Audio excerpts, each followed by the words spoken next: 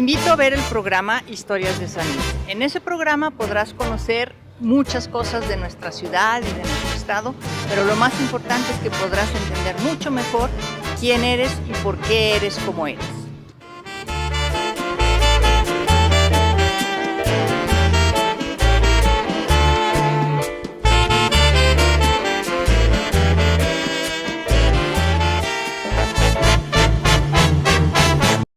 Hola, ¿qué tal? Mi nombre es María Isabel Monroy Castillo, soy cronista del municipio de San Luis Potosí y profesora investigadora del Colegio de San Luis. Me da mucho gusto volverles a dar la bienvenida a este programa denominado Historias de San Luis, que por razones de la pandemia y después por desorganización no pude volver a iniciar antes, pero ahora ya estamos de regreso. Y el día de hoy vamos a platicar sobre las estaciones del ferrocarril en el estado de San Luis Potosí. Claro, podríamos hablar nada más de la ciudad, pero hoy vamos a hablar de las estaciones de ferrocarril en el estado de San Luis Potosí. Y para ello traigo dos obras. Una de ellas es un camino olvidado, las estaciones de ferrocarril en el estado de San Luis Potosí, línea México-Laredo del Ferrocarril Nacional Mexicano. Y el otro se llama Camino de Hierro al Puerto, estaciones de ferrocarril, del Ferrocarril Central Mexicano en el estado de San Luis Potosí. Ambas obras son obra de la doctora María de la Luz Carrega Lamadrid y Begoña Garay. Ambas son invitadas a este programa. Nada más voy a decirles algo más sobre estos libros. Este libro salió en 1999, actualmente se encuentra agotado, y este otro salió 4 años después, y también se encuentra agotado. Esperemos poder hacer pronto una reedición, al menos de carácter electrónico, para que ustedes puedan disfrutar de estas obras. Entonces, voy a presentar a nuestras invitadas el día de hoy. Es la doctora María de la Luz Carrega Lamadrid y la arquitecta Begoña Garay. Bueno, me da mucho gusto que nos acompañen el día de hoy aquí. Y yo quería preguntarles si nos pueden platicar en una primera instancia por qué se les ocurrió hacer este trabajo, por qué las estaciones de ferrocarril. Ya sabemos que el ferrocarril fue muy importante a finales del siglo XIX y las dos líneas se cruzaron en la ciudad de San Luis Potosí, una conectaba con el puerto de Tampico y la otra era la conexión entre la frontera del norte y la Ciudad de México. Pero ¿por qué se les ocurrió escribir sobre las estaciones de ferrocarril? Bueno, las dos nos interesamos mucho por el patrimonio cultural, por el patrimonio construido. Las dos veíamos que no solo las estaciones, otro tipo de patrimonio, estaban desapareciendo, estaban olvidadas, nadie las cuidaba, nadie volteaba a mirarlas. Entonces, en vías de dar a conocer la importancia de este patrimonio fue que nos interesamos. Por otro lado, Begoña, que ahorita nos platicará, también tenía cierta vinculación con ferrocarril. Y aquí yo nada más hago el paréntesis, porque además de nosotras dos, también estuvo en el proyecto el arquitecto Jesús Narváez, que bueno, ya no está con nosotros, pero y que no quiso aparecer. No nos dejó que apareciera su nombre en el primer libro, pero en el segundo sí lo obligamos a que apareciera. Así es, la problemática del ferrocarril y sus estaciones, porque pues el ferrocarril es una dimensión muy muy grande que abarca muchas cosas, patrimonio tangible e intangible, pero finalmente vino a estar más amenazado, sobre todo después de que se hizo la concesión a la iniciativa privada de las líneas más o menos en 1997, entonces las estaciones se dejaron de utilizar como tales, las estaciones sobre todo de pasajeros, entonces el deterioro se aceleró. Nosotros de alguna manera pues lo notamos y creímos conveniente llevar a cabo un recorrido, un inventario, un registro de este patrimonio en el estado de San Luis Potosí, que bueno, pues es nuestra área de jurisdicción donde nosotros es más fácil que trabajemos por la naturaleza de nuestro trabajo, y entonces fue así que decidimos pues irnos a la aventura y empezar con una línea, que es la México-Laredo, y se nos dio la oportunidad de hacer la otra, que es la Aguascalientes-Tampico. Bueno, antes de proseguir con estas dos líneas, de acuerdo a lo que ustedes muy bien investigaron y establecen en el libro, los ferrocarriles en México comenzaron más o menos la primera concesión hacia el año de 1837 y el propósito era construir la línea ferroviaria que unía la Ciudad de México con el puerto de Veracruz. ¿Podrían explicarnos por qué se tardó tanto de 1837 a 1880? O sea, ¿por qué hay tanta distancia entre una línea ferroviaria y la otra? ¿Y las nuestras? A ver, el interés de ferrocarriles, o el interés en ferrocarriles aquí en México, yo lo tengo registrado desde el gobierno de Guadalupe Victoria, el primer gobierno presidencial, la primera República Federal. Hay un decreto donde se le otorga al presidente la facultad de otorgar concesiones para vías de ferrocarril. Efectivamente pasaron muchos años, hasta los años 30 se da la concesión, no solamente se da esta, se da la concesión para la México-Veracruz, hay varias concesiones más para la línea a Tampico. Sin embargo, aquí hay varios motivos del retraso. Uno de ellos podría ser, y es muy fácil, la inestabilidad política, la inestabilidad económica que había en el país, las continuas guerras y demás. Pero la otra también es el desconocimiento de la tecnología.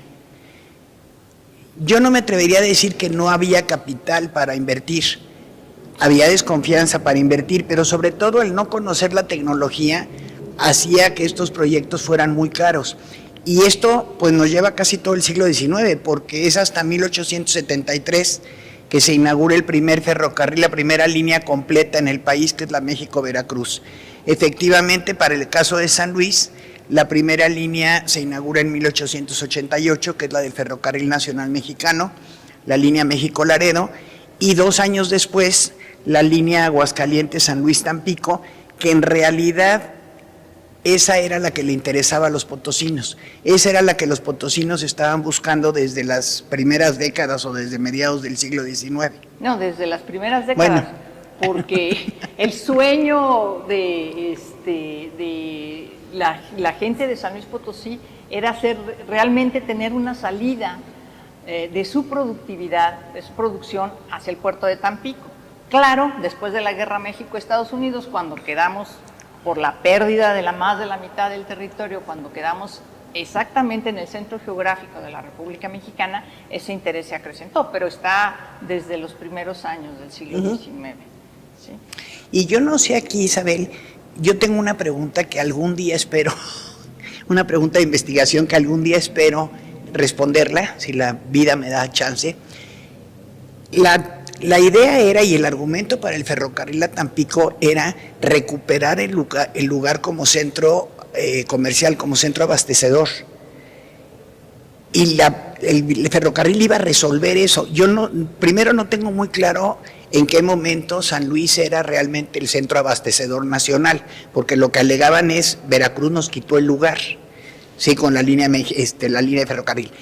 Pero también lo que encontré es que el Ferrocarril Central Mexicano construye la línea Tampico y 2 años después de haberla construido pide autorización para rodear la ciudad de San Luis, porque tardaba mucho tiempo en entrando a la ciudad y no le ayudaba, o sea, no obtenía muchos recursos. Entonces eso me da pista de que pues, la ciudad tampoco se detonó comercialmente con el ferrocarril, pero sí es una pregunta que algún día espero responder. A ver, te contesto lo poco que sé de acuerdo a las investigaciones. Y ahorita pasamos con doña Begoña. Mira, a partir de la independencia, cuando se abren las puertas del país a los extranjeros, comienza a haber un flujo extranjero muy importante que entra por Tampico, y con los extranjeros entran las mercancías. ¿Por qué entra por Tampico y no por Veracruz? Porque en Veracruz había muchos problemas, entre ellos la cantidad de trabas que les ponían a los extranjeros y a sus mercaderías para ingresar al país. Entonces San Luis, en ese momento, o sea, la primera mitad del siglo XIX, se convierte en un centro abastecedor viene Tampico, la línea de comunicaciones Tampico-San Luis Potosí por carreteras, por caminos carreteros, por supuesto, y de aquí se distribuía a muchos lugares, Durango, Guadalajara, Querétaro, Puebla, la Ciudad de México. Era como un circuito alterno. El camino a Veracruz siempre estuvo disponible, pero era mucho más caro y mucho más difícil. Ahora, no sé, Begonia, si quieres añadir algo, por favor.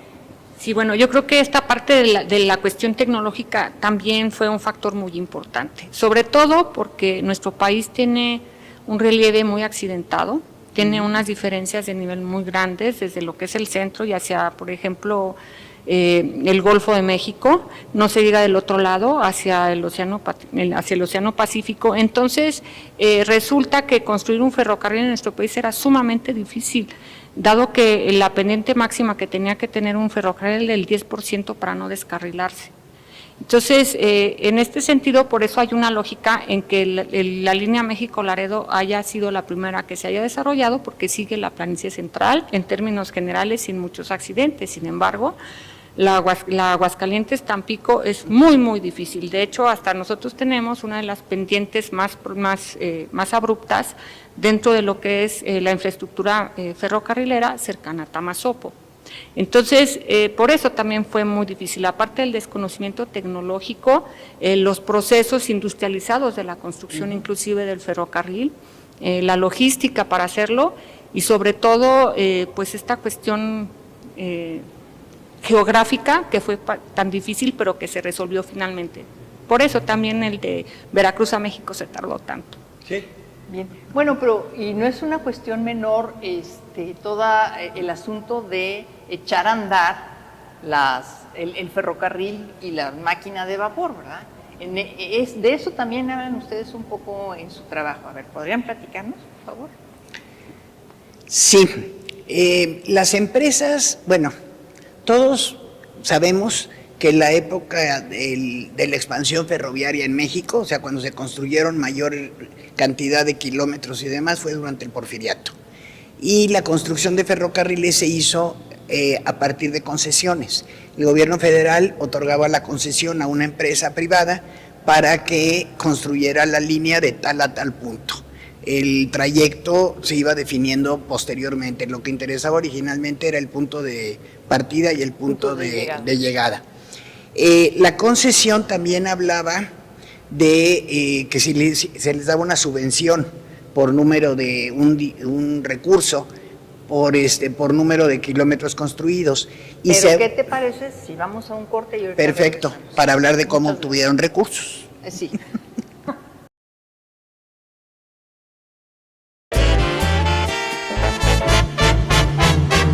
Por cierto, no les comenté que este programa en especial lo estamos grabando en el Museo del Ferrocarril. ¿Y por qué en el Museo del Ferrocarril? Porque el Museo del Ferrocarril ocupa una antigua estación de tren. Y por esa razón pensamos que el mejor lugar para hacer este programa podría ser aquí en este museo.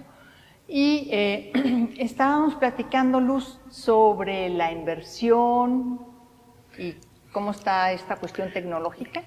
Ok, sí, ya hablábamos también de los recursos, cómo los obtenían. Decía yo que el gobierno federal daba la concesión a la empresa privada para que se construyera la vía y le daba una subvención, un dinero por cada kilómetro construido.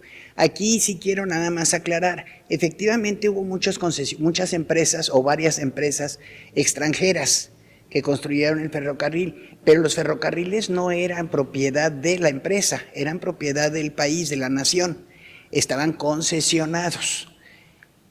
Y en estas concesiones se estipulaba también que la empresa iba a tener acceso al agua, a la madera y a la tierra que necesitara. Se ha pensado que la construcción de ferrocarriles en México prácticamente desforestó el país. Hay gente que dice que, bueno, que fue una tala indiscriminada de árboles. En los contratos se obligó a las empresas a sembrar para reponer lo que destruían, sobre todo cuando hablamos de terrenos que pertenecen a las haciendas. Las empresas efectivamente podían comprar montes para utilizar la madera, al principio solamente para leña, para hacerla carbón, porque como los durmientes necesitaban el tratamiento con queroseno y en México no había ese tratamiento, los rieles eran importados. Para la línea, las 2 líneas que cruzaron San Luis, estos durmientes fueron todavía importados. El agua se obtenía también en los terrenos por los que pasaba la vía, en el caso de San Luis básicamente las empresas hicieron contratos con los hacendados. Aquí no se afectaron tierras indígenas, fueron haciendas, y las haciendas donaron la tierra para que cruzara la vía, el agua y la leña que se necesitaba.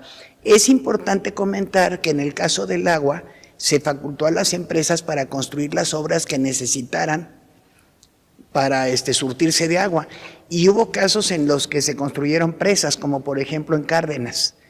A la salida de Cárdenas vemos ahí la presa que se construyó, pero los contratos siempre dijeron, se construye, cualquier obra que se construya queda para beneficio de la hacienda puede utilizar estos recursos, porque estamos hablando de máquinas de vapor, de máquinas que funcionan con carbón, lo cual provocó estas máquinas, ahorita estoy recordando, también algunos cambios en los reglamentos de construcción. Por ejemplo, quedó estipulado que en lugares como en Río Verde o en otras poblaciones no se pudieran construir techos de 2 aguas con palma por donde cruzaba el ferrocarril, porque las chispas de la locomotora podían causar los incendios. Entonces, las locomotoras funcionan con vapor y se utiliza o carbón mineral o se utiliza leña que también vendían o que extraían los mismos empresarios ferrocarrileros. Bueno, ¿y cuándo pasamos de carbón a otro tipo de combustible? En la década de los 60. Entre los 50 y los 60. Entre los 50 y los 60 hay un cambio tecnológico del siglo XX. Hay un cambio tecnológico muy importante porque se pasa al diésel. Inclusive aquí en San Luis, la Casa Redonda, que todavía existe en la parte de atrás justamente de este edificio, a unos cuantos metros, digamos, bueno, pues hubo un cambio inclusive para el mantenimiento de las nuevas máquinas con una nueva tecnología que ya se derivaba del uso del diésel. Sin embargo, bueno, pues todavía muchas de nuestras abuelas nos contaban, ¿verdad?, de cómo era la impresión de cómo llegaba la máquina de vapor a las estaciones donde temblaba el suelo. Eran máquinas increíblemente grandes, porque sobre todo en la línea México-Laredo, pues se utilizaban de las más grandes, como la Niágara, por ejemplo, y entonces ya se ha de imaginar uno la nube de vapor que se generaba por motivo del vapor, pero también pues estas chispas, ¿no?, motivo de la combustión del carbón, que era necesario para que el agua se calentara y pudiera la máquina andar. Entonces, sí es muy interesante esta cuestión tecnológica, inclusive en las vías, ¿no?, porque las vías en un momento tuvieron una dimensión más angosta y luego fue necesario en algunas líneas cambiarla para que esas máquinas pudieran ser más grandes y tuviera más productividad la línea, pudiera jalar más vagones y pudiera pues generar más carga entre sus destinos. Bueno, lo que yo me acuerdo también es que gran parte de las líneas de ferrocarril que llegaban a la frontera norte conectaban con las líneas de ferrocarril norteamericanas. Y entonces, pues me imagino que deberían de haber tenido exactamente las mismas dimensiones las vías, si no, pues ¿cómo pasas de un riel angosto de una vía angosta a una vía ancha? De hecho, por eso la línea original, la México-Laredo, la del Nacional Mexicano, se construyó con vía angosta, porque conectaba la empresa que tenía sus ferrocarriles efectivamente en Estados Unidos, su red ferroviaria en Estados Unidos era de vía angosta, pero al paso del tiempo fueron adoptando todos poco a poco la vía ancha, entonces se vio obligada a cambiar. En el caso de México, yo no me gusta hablar de la red ferroviaria mexicana en el siglo XIX, porque estamos hablando de algunos ferrocarriles con vía ancha y otros con vía angosta.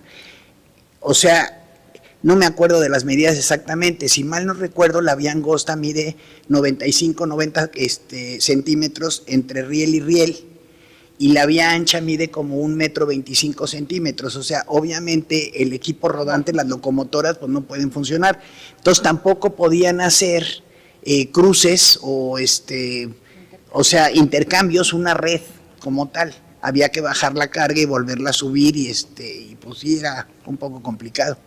Sí, bueno, y a ver, ¿qué más, otros aspectos tecnológicos que se desarrollaron gracias al ferrocarril? Bueno, lo que pasa es que cuando vemos la vía, vemos los rieles y aparentemente es un camino fácil, pero sin embargo no es así. En realidad, cuando vemos una vía estamos hablando de dos caminos, si podemos decirlo de alguna manera.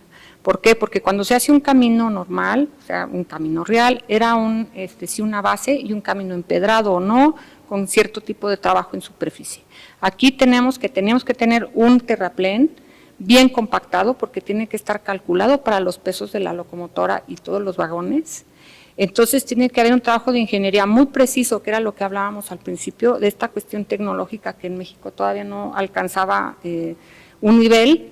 Por eso es necesario de alguna manera importar la tecnología o que las mismas compañías norteamericanas sean las que traigan sus tecnologías de construcción, pero luego sobre de ese terraplén que tiene que tener pasos de agua, drenajes, puentes, toda una infraestructura caminera, sobre de ese va la parte del balastro, que es este material como grava, que permite absorber cierta vibración y que no se muevan los rieles, y los rieles mismos con los durmientes, que en un principio, como ya señaló Luz, eran de madera, y en fechas recientes se empezaron a cambiar a concreto, pero en realidad, bueno, pues el juego de los materiales también permitían que hubiera cierta estabilidad, entonces no era cualquier cosa.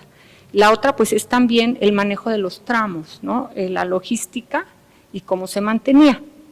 Pero bueno, esa es una historia muy particular, sobre todo si se refiere a que hay diferencias en esa logística administrativa entre las compañías, por lo menos las que nosotros analizamos. ¿Podrías comentar un poquito más sobre esto? Sí, claro.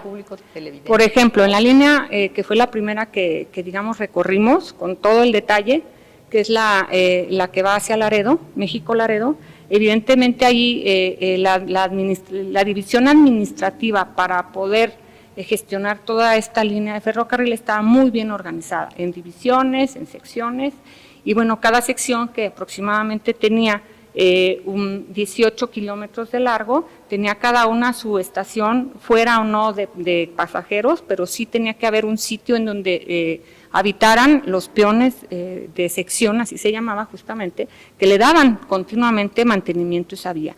El tipo de construcción es muy homogénea, están muy bien clasificadas, digamos, por jerarquías o por uso, cada una de las estaciones, casi todas son de piedra, casi todas son con techumbres a dos aguas y armaduras de madera. Antes las techumbres eran de un material que se llamaba ruberoide, que era, digamos, un plástico, un polímero natural, pero luego ya se fueron cambiando a láminas, ¿no? Con duelas de madera, a veces en el área de pasajeros, con el partido arquitectónico muy parecido. Sin embargo, en la línea Aguascalientes-Tampico, la construcción no es tan homogénea porque no se construyeron todas, digamos, en la misma temporalidad, sino que empezaron a hacerse las estaciones de acuerdo a la funcionalidad que requería cada espacio, cada sitio, que muy posiblemente pues, se iba gestionando por los dueños de las haciendas o los poblados. Entonces tenemos desde vagones de madera hasta edificios de tabique, de barro, también tenemos espacios de piedra o simple y sencillamente casetas con tablones. Entonces hay ciertas diferencias, pero el manejo logístico de las secciones siguió y se implementó a nivel nacional, sobre todo ya en el siglo XX. Bueno, pero hay otro aspecto tecnológico que no hemos mencionado y que creo que fue muy importante, que es la introducción de la red telegráfica. Así es. Junto con las vías de ferrocarril. A ver, ¿qué nos pueden platicar sobre eso? Bueno, si quieres así rápidamente, después ya la parte histórica porque es importantísimo. El ferrocarril posiblemente no hubiera podido funcionar de la manera tan eficiente como lo hizo, en una época en donde pues las comunicaciones todavía no son lo que son ahorita, por ejemplo, pero el reloj y el telégrafo. La precisión del reloj y el telégrafo hizo posible que esa red funcionara de una manera muy, muy eficiente. Y entonces no había una estación, sino había un telégrafo. Para irse comunicando los itinerarios, los mismos maquinistas tenían que ir conociendo qué pasaba adelante. Entonces, pues bueno, fue un cambio tecnológico increíble de aquel camino con mulas, en donde a la buena de Dios saber yo que me encontraba, a tener la certeza de ir sabiendo qué pasaba. Y al mismo tiempo, pues comunicar a las personas, no nada más físicamente, sino también por medio de un medio como el telégrafo, que me imagino yo el impacto tecnológico que tuvo en ese momento. Sí, el telégrafo comienza a funcionar antes de la llegada del ferrocarril, por ahí de mediados del siglo XIX, si mal no recuerdo. Pero el ferrocarril es el que le da el impulso o cuando se extiende el telégrafo rápidamente y a grande y por muchos kilómetros, pues, porque las concesiones también incluían la obligación de instalar un telégrafo en cada estación, exactamente por esto que nos dice Begoña, para de una estación avisar a la siguiente que ya iba saliendo el tren, o que el tren era muy grande, o que etcétera. Y así era como estaban comunicados. Si vamos a un corte. Perfecto. Y ahora regresamos con las estaciones del Ferrocarril Nacional Mexicano.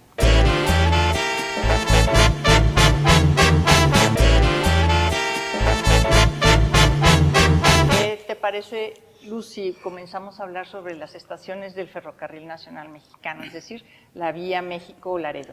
Ok, sí, me parece perfecto. Lo primero que yo quisiera decir es que por estación lo que se quiere decir es un punto considerado en el horario del ferrocarril. ¿Qué quiero decir con esto? Es un lugar donde el ferrocarril va a detenerse, haya o no haya una construcción. Había estaciones bandera, que se conocían así, donde el ferrocarril no se detenía si no se ponía una bandera en algún árbol o en alguna señal. Quería decir que había carga ahí que llevar, o alguien que iba a subir al ferrocarril.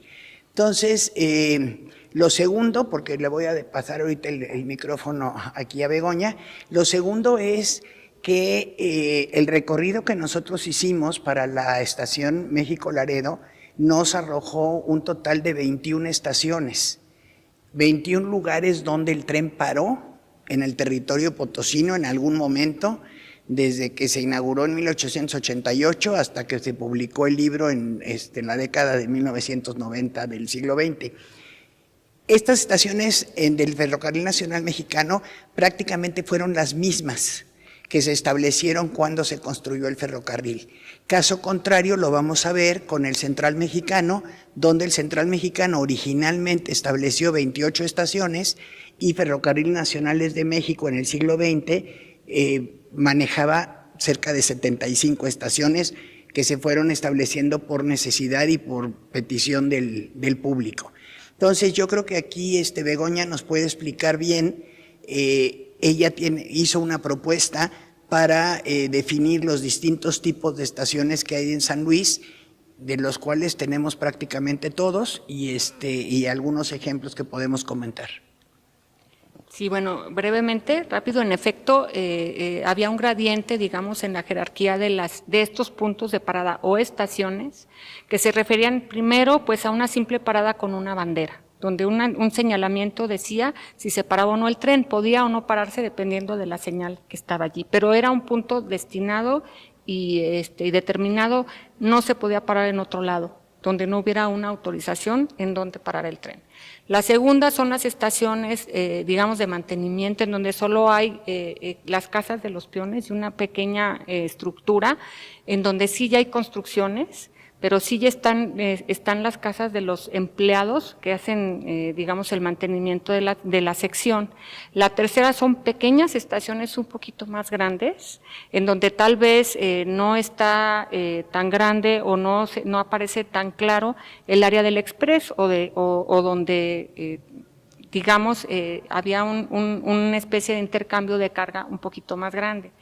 Y luego están las estaciones digamos, normales, como las que nosotros conocemos, en donde sí hay un partido arquitectónico muy particular y tal vez son las construcciones que distinguen y que se identifican más como estaciones, ¿verdad? no nada más ese punto donde para el tren, sino allí, que ya tienen un espacio para pasajeros, tienen un espacio para el express, hay un espacio centralizado con un mirador, así se le llama, en saliente, en donde está el telegrafista y está el jefe de estación, y atrás de eso está la taquilla. Pero no es nada más esta construcción, digamos, hay un territorio en la estación en donde hay un ladero, o sea, en donde es posible que haya el tren se desvíe y descanse en ese lugar.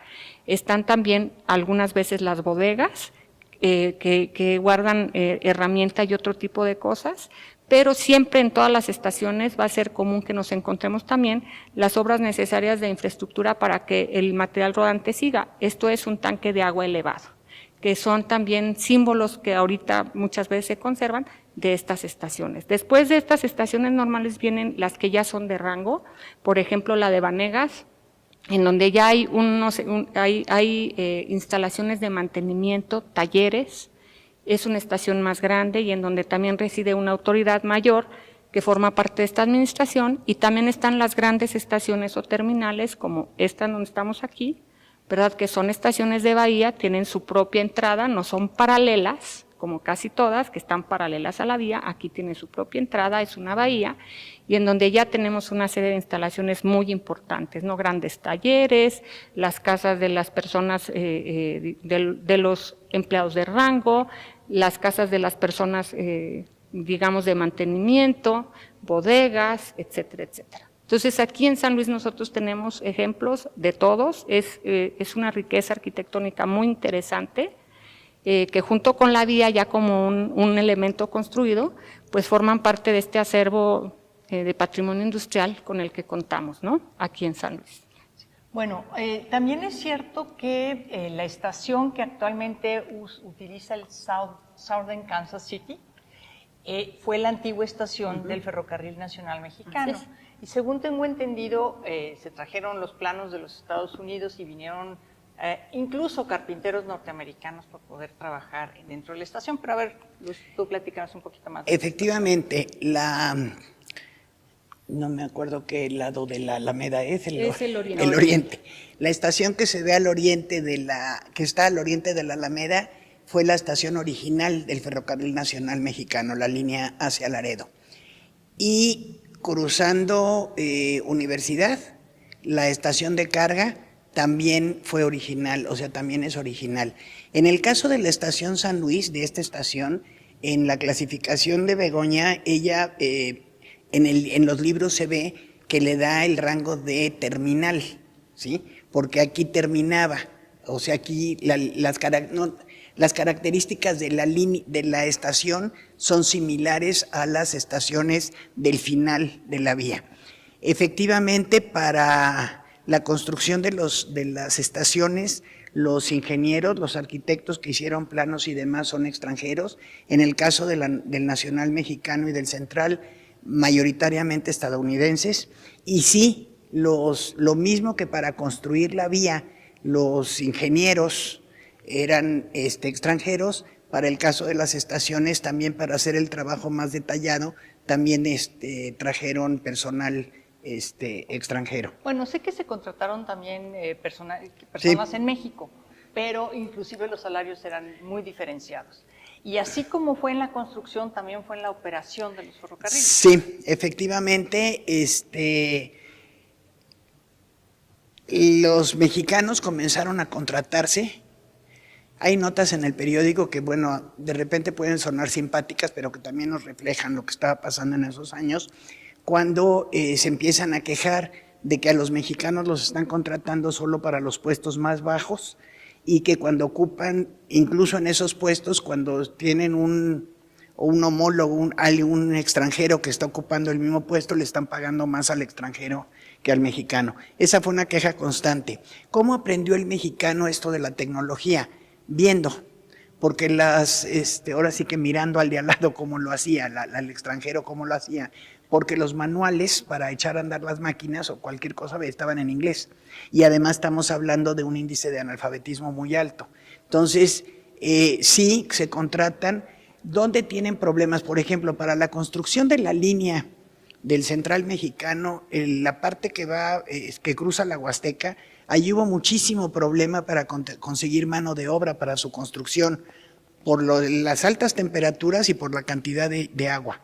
Entonces la gente pues empezaba a hacer mucho calor o empezaban las lluvias y se retiraba, se regresaba al campo. Entonces ahí cada rato solicitaban trabajadores, incluso trajeron jamaiquinos para poder construir esa línea que tardó mucho en construirse. En los talleres trabajaron, decía yo, mexicanos con extranjeros, sí, como decía la doctora Monroy, los extranjeros mejor pagados, pero aquí también hay otra cosa interesante. Este personal que entró a trabajar a los talleres aprendieron nuevos oficios. Claro. Y en muchos casos establecieron, con ese oficio, establecieron talleres familiares, o sea, talleres en su casa, donde los hijos aprendieron el oficio y siguieron trabajando pues en ese oficio, pues en esa actividad. Y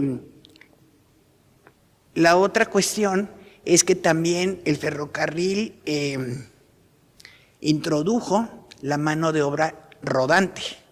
Había muchos trabajadores de ferrocarril que vivían sobre carros de ferrocarril con su familia. Estos carros tenían escuelas, tenían servicio médico y demás, y el ferrocarril se iba moviendo, este ferrocarril de trabajadores, para hacer los arreglos que se necesitaban a lo largo de la vía.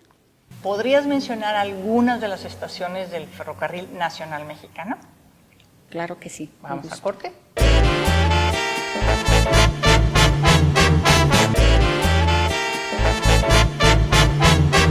Que si nos podías platicar sobre las estaciones, algunas de las estaciones del Ferrocarril Nacional Mexicano en San Luis Potosí.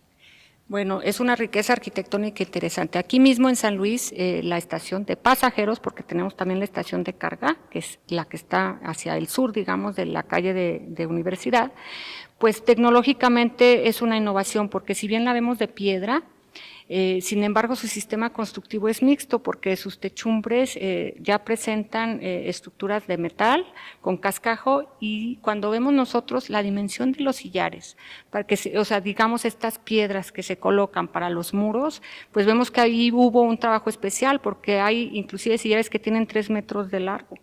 Eso a mano evidentemente no se puede construir, para eso se necesitaba una grúa. Entonces ya estamos hablando de que si bien hay una expresión tradicional asociada a los lenguajes del ecléctico porfiriano, ¿verdad?, industrial sobre todo, sin embargo aquí hay un manejo tecnológico de la estación que yo invito a que la gente venga y conozca y lo vea con ese detalle.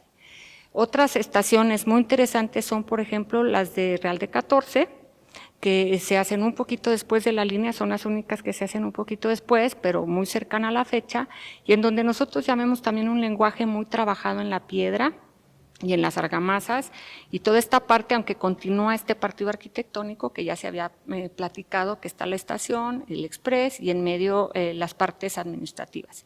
Hay estaciones muy sencillas, pero muy significativas, como la de Villa de Reyes. Hay estaciones muy asociadas a las haciendas, como ejemplo la de Jesús María, que es que allí inclusive había un pequeño vagón, una pequeña vía de Ocavil, o de riel muy angosto, en donde un pequeño carrito o un pequeño vagón llevaba de la estación a los dueños de la hacienda a su sitio. Y también tenemos, por ejemplo, la estación de Vanegas, que es muy interesante porque es de las más grandes y porque también allí tiene las áreas de talleres, ¿verdad? Y bueno, pues a lo largo y ancho también, por ejemplo, la de Venado, la de Charcas, que también tiene su importancia. Y bueno, pues estas pequeñas paradas que por ahí tenemos, que todavía nos muestran esas estructuras para los trabajadores, que a veces son un poquito invisibles, pero que ahí están presentes. Lástima que ya no hay tren de pasajeros para recorrer la vía, ir observando todas estas estructuras. Bien, muchas gracias. A ver, Luz, hace ratito estábamos mencionando de estas casas rodantes. ¿Puedes hablar un poquito más de las casas rodantes? Sí, son vagones, como el que tenemos aquí en la parte de atrás, aquí en el museo se muestra uno. Son vagones donde vive una familia o 2 familias, y en el vagón de al lado viven otras 2 o X familias. este tren, digamos, aparte de estos vagones que son casa-habitación, llevan también un vagón que es la escuela, donde los niños, hijos de estos trabajadores, toman clases y demás. Y estos campamentos rodantes, que así los conocían, son donde vivían los trabajadores de la vía. La vía, pues como cualquier cosa construida, pues necesita mantenimiento. Entonces, que si se salpaba uno de los clavos, que si se movía el riel, que si faltaba el balasto, etcétera. Entonces, estos trabajadores, en lugar de concentrarse, no sé, por ejemplo, en la ciudad de San Luis, y de aquí hacer el recorrido de 80 kilómetros para llegar al punto donde se necesita el trabajo, pues más bien ellos viven sobre estos vagones, más cerca de los lugares donde se requiere hacer el trabajo. Bien, también sé que, por ejemplo, algunos de los primeros testimonios que tenemos de migrantes mexicanos a los Estados Unidos, ellos relatan que en los campos de cultivo vivían en vagones de ferrocarril. Sí, así es. Y hasta la fecha hay lugares, por ejemplo, en Río Verde, en los alrededores de la estación de Río Verde, vamos a encontrar vagones de ferrocarril donde que están siendo habitados como casa-habitación actualmente. Ahora, ahorita que mencionabas a los migrantes, el ferrocarril también impulsó, digamos, la migración. Claro. Las empresas extranjeras, las empresas estadounidenses, contrataban trabajadores mexicanos para atender las vías en Estados Unidos y los movían obviamente a través del ferrocarril.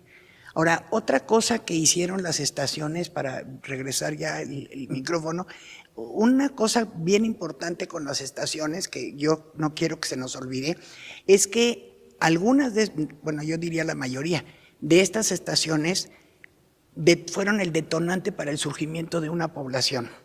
El caso de Vanegas, por ejemplo, y el caso de Cárdenas eran haciendas y la población se fue formando. El centro histórico, o sea, el centro, pues sí, histórico de Cárdenas no es o sea, lo que es el centro histórico es la estación de ferrocarril. Vanegas lo mismo, creció alrededor de la estación. Sí tenemos casos también al contrario, donde el que no hubiera una estación, el que no pasara el ferrocarril por ahí, pues llevó a la decadencia a la población. Por ejemplo, el caso de Alaquines, ¿sí?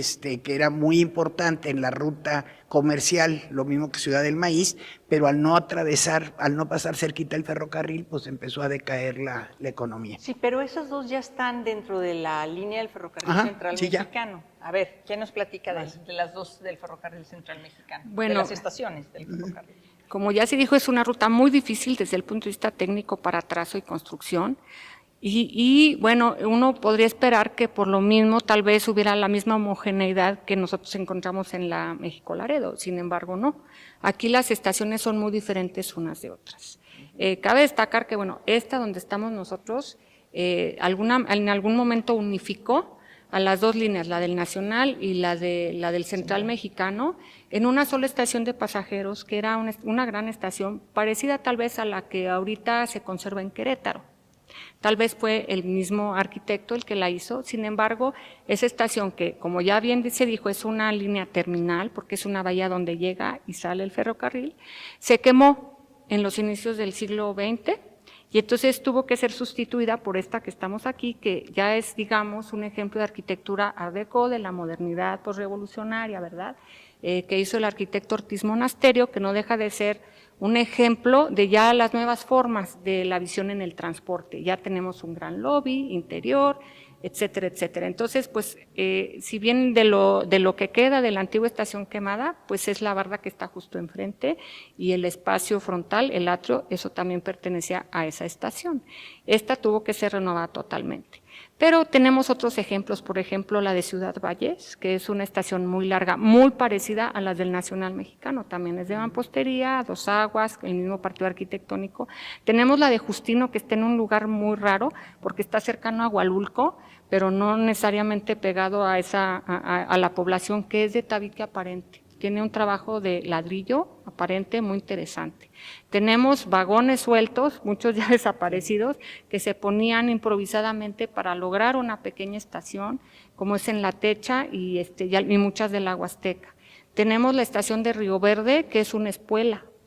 O sea, no está directamente en la vía, sino que es una espuela, era un sitio económicamente muy importante, sobre todo, bueno, eso Luz lo sabrá mucho mejor que yo, pero es interesante cómo se hace el esfuerzo de hacer una espuela y se hace la estación grande allí, y no justamente en donde, donde coincide la línea principal y esta espuela, que sí hay una pequeña estación, pero no es muy grande.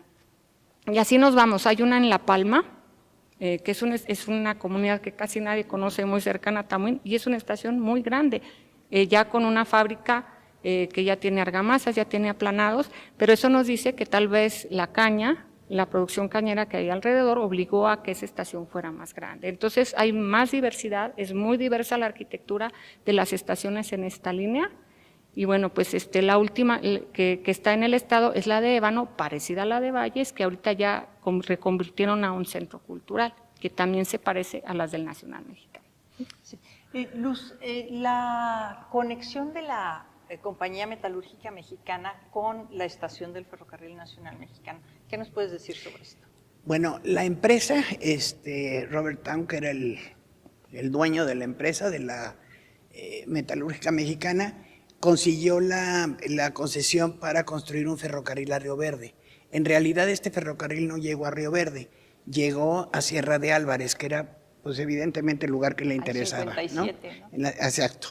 Y este ferrocarril establecieron su estación, Estación Santiago, que es el kilómetro 0, y esta línea, yo creo que la recordarán muchos de tus televidentes, era la que se conocía como la del Piojito, por el tamaño del tren, ¿no? Era un tren mucho más pequeño que los ferrocarriles que circulaban sobre las vías del Nacional o del Central Mexicano.